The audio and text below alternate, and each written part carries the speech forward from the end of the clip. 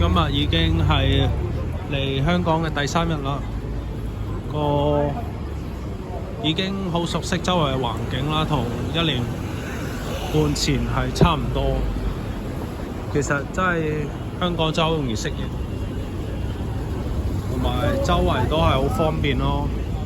邊度都可以買到要買嘅嘢食，嘢食真係好多選擇，又平喎，天氣又正常。媽咪雞蛋仔，以前我以為我唔係好貪食嘢唔係好重要，但係你去咗呢個英國嘅叫做美食，唔係食物沙漠，饑荒啊，冇嘢食嘅時候咧，你就會發現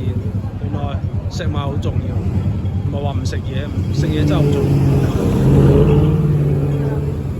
睇下有咩雞蛋仔食先。英國冇喎，喺邊英國冇正宗。